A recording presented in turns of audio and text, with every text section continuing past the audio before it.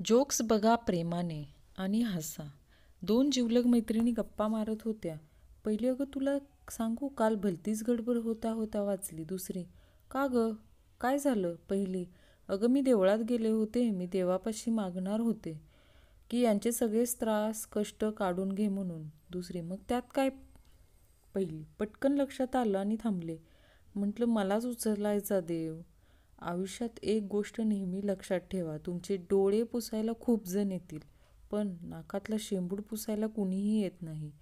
तेव्हा काळजी घ्या, हिवाळा येत आहे. मागच्या वर्षी एका व्यक्तीचा नंबर सेव्ह केला होता. रेमडेसिवीरसाठी आता याचा फोन आला. या लोणच्यासाठी लिंब हवीत का? कधी कोणाचा रेट वाढेल काय सांगता येत नाही. शहरातली माणूस भाजी घेत असतो. शहरातली माणूस, काय रे, हल्ली तुझ्या भाज्यांना चवच नसते रे. भाजीवाला, आहो काय करू साहेब, जेव्हापासून हगणदारीमुक्त गाव झालं तेव्हापासून चवच गेली भाज्यांची. अपमानाची परिसीमा. बायको, समजा अर्ध्या तासात जीवन संपणार आहे असं कळलं तर तुम्हाला तेवढ्यात काय करावं असं वाटेल? नवरा, अर्थातच रोमांस. बायको, आणि बाकीचे 28 मिनटं? ॲडमिन चपातीचा एक तुकडा स्वतः खात होता, दुसरा कोंबडीला भरवत होता. समोरून जाणार, हे काय करतोस भाऊ? ॲडमिन, चिकन बरोबर चपाती खातोय. समोरचा बेशुद्ध पडला. आली श्रावणात लहर, ॲडमिनने केला कहर. बाकी सगळे सोडा, पण ती टी व्हीवरची जाहिरात जेवढी बंद करायला सांगा. घरचे लय डोकं खातात राव. इंजिनिअरिंग सोडून दे आणि चहाचा स्टॉल सुरू कर. मुली हा फळांसारख्या असतात. कुणी आंब्यासारखी गोड, कुणी कलिंगडासाठी जाड आणि अननसासारखी उंच, कुणी सफरचंदाप्रमाणे लालसर, कुणी चिक्कूसारखी रसरशीत. पण प्रॉब्लेम फक्त मुलांमध्ये आहे. हरामखोरांना खायला फक्त फ्रूट सॅलेड आवडतं. पोलीस, तू एकाच दुकानात सलग 3 दिवस का चोरी केली? चोर, साहेब मग चोरू फक्त एक दिवस गर्लफ्रेंडसाठी ड्रेस घ्यायला गेली होती. बाकी 2 दिवस तो कलर बदलायला गेलो होतो. सोशल मीडियावरचं प्रेम शेजारच्या घरात बनवलेल्या गाजराच्या हलव्यासारखं असतं. भेटत तर काही नाही, पण सुगंध अख्ख्या गल्लीत पसरलेला असतो. मामा, अरे आपल्या गावातील ATM मशीन बंद पडलं आहे. भाचा, का? मामा, अरे तुझी मामी पहिल्यांदा पैसे काढायला गेली होती. मग काय झालं? काय सांगू मामा, अरे पिन टाका आल्यावर तुझ्या मामीनं डोक्याची पिन काढून त्यात घुसवली. सगळा गाव बोंब मारतोय मामीच्या नावाने. आयुष्यात कितीही रिस्क घ्या, पण बायकोसमोर शेजारणीचं कौतुक करण्याची रिस्क कधीच घेऊ नका. हळद लावायच्या माझ्या वयात पोरी मला चुला लावून जातात. हाय रे देवा, वाचव.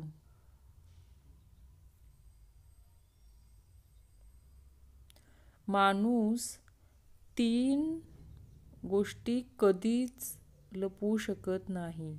एक म्हणजे प्रेम, दुसरा खोकला आणि तिसरा पापड खाण्याचा आवाज.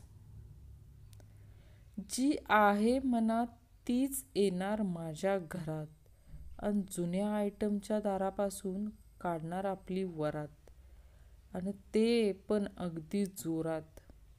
आम्ही बँकेवर आणि बँकेच्या कर्मचाऱ्यांवर विश्वास ठेवून आमचे लाखो रुपये त्यांच्या ताब्यात देतो, आणि हे लोक आहेत की 3 रुपयाचा पेनसुद्धा दोरीने बांधून ठेवतात. फ्रीजवर भाज्या असल्या तरी आज कोणती भाजी करू? कपाटभर साड्या भरलेल्या असतानाही बाहेर जाताना कोणती साडी नेसू या प्रश्नांची उत्तरे आजपर्यंत मिळाली नाहीत.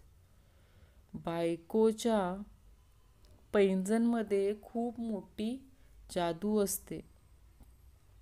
आवाज आला तरी नवऱ्याच्या हाताला मोबाईल हातातला मोबाईल बाजूला होतो. मित्र, सुंदर मुलीचा हात हाती भेटावा यासाठी काय काय करावं लागेल? मी मॉलच्या बाहेर मेहंदी काढायचे काम सुरू कर.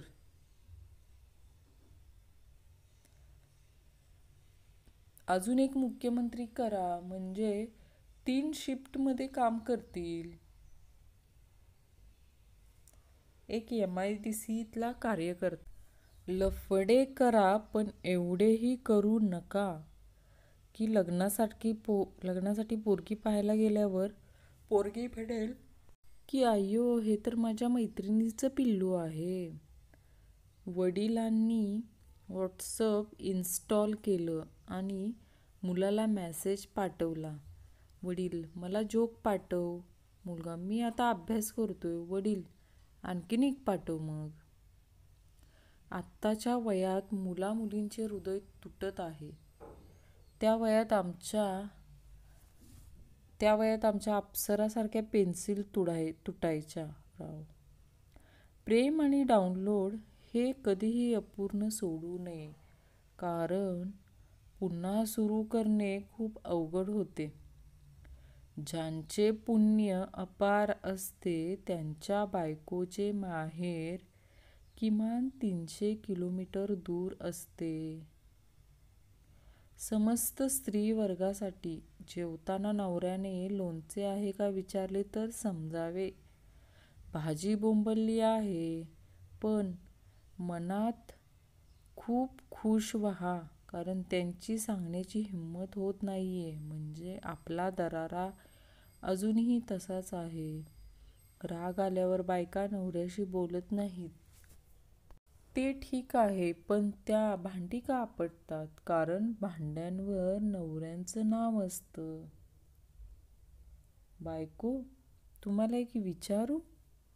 नवरा, हा विचार. बायको, तुम्हाला कोण महत्वाचं आहे, बायको की बहीण? नवरा, बायकोची बहीण. 2 दिवस नवरा उपाशी आहे. आनंद म्हणजे काय? बायकोच्या भावाला बघितल्यावर दाखवावा लागतो तो, आणि बायकोच्या बहिणीला बघितल्यावर लपवावा लागतो तो. मुलीचे मामा मुलीला ताबडतोब स्टेजजवळ या हे म्हणण्यातच 2 तास जातात. प्राण्यांच्या दवाखान्यात एक वेगळीच गंमत असते. केस पेपरवर नाव मालकांचे लिहितात आणि आजार प्राण्यांचे लिहितात. उदाहरणार्थ, गणपतराव, आजार शेपटीला सूज. तू माझं काहीही बिघडवू शकत नाही, असं मी माझ्या बायकोला भांडताना म्हणालो होतो. आता मला माझ्या बायकोचा मोबाईलचा चार्जर सापडेना झालाय. मुलगी, माझे आता लग्न ठरले आहे, मला विसरून जा. नंदू, मुलगा, नंदू, पण माझे नाव तर विजय आहे. मुलगी, तू पण विसरून जा आणि नंदूला पण सांग. आई, माझा मोबाईल हरवला आहे. आई, काय? मी, हो ग. आई, फिर से कहो, कहते रहो, अच्छा लगता है. पुण्यातले लोक जेव्हा या फराळ करायला असं म्हणतात तेव्हा भीतीच वाटते की हे नेमकं कशाला बोलवतायत, खायला की बनवायला?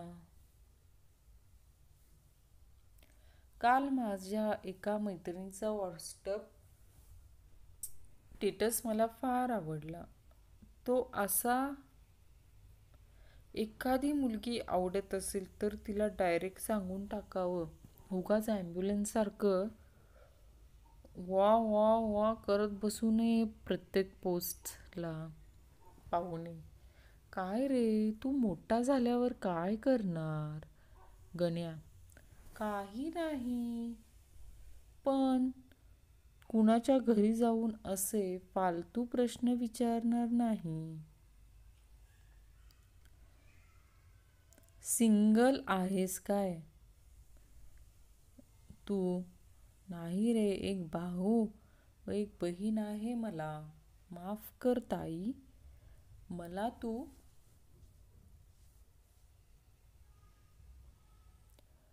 लाडाने, मी तिला पिल्लू म्हणायचो. आता तिची पिल्ले मला मामा म्हणतात. मार्टिन लुथर किंगने सांगितले, तुम्ही उडू शकत नसला तर पळा, पळू शकत नसला तर चाला, चालू शकत नसला तर रांगा, पण पुढे सरकत राहा. एका माणसाने विचारले, तसं नाही, पण एवढी वडाताण करून जावाचं कुठं हा? तिला गाडीवरून फिरवणार म्हणून हप्त्यावर गाडी घेतली अन ती सोडून गेली. अजून हप्ते फेडतोय. पप्पूचे वडील पप्पूसाठी पलंग बनवत असतात. पप्पूचे वडील मिस्त्रीला, पलंग मजबूत बनवा, मुलाबरोबर सून झोपणार आहे, तुटला न पाहिजे. मिस्त्री, काहीही काळजी करू नका, सुनेबरोबर अख्खं गाव जरी झोपलं तरी पलंग तुटणार नाही, असा मजबूत पलंग बनवतो मी. मिस्त्रीला पलंगाच्या पायाने लय मारला. नवीन आलाय राव जोक. गुलामीच्या काळात जर मुलींच्या हातात स्कूटी दिली असती तर प्रत्येक मुलीनं दररोज 5-25 इंग्रज आरामात उडवले असते.